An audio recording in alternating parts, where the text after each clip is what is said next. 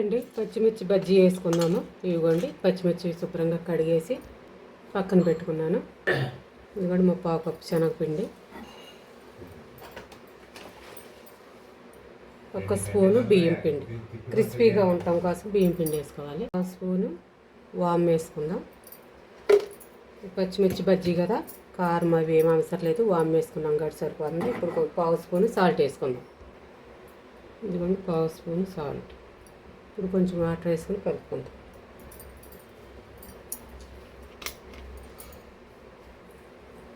ఇదిగోండి వాటర్ చాలు.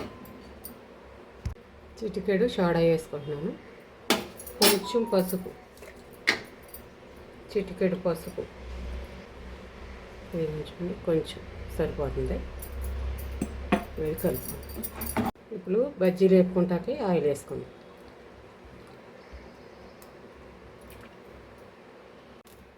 పచ్చిమిర్చి స్టఫింగ్కి ఎండు కొబ్బరి 2 స్పూన్లు, 1 స్పూన్ నువ్వులు, 1 స్పూను క్యారెట్ తురుము, ఈ స్టఫింగ్ చేసుకున్నాం. ఇప్పుడు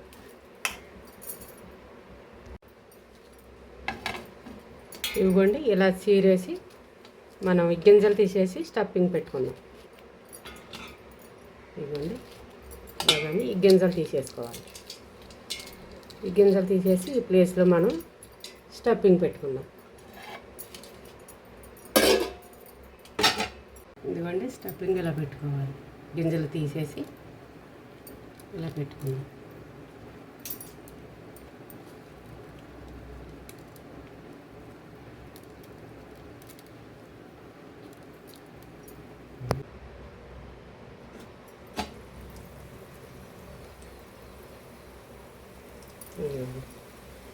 ఒక్క నిమిషం కదపకుండా ఉంచాలి.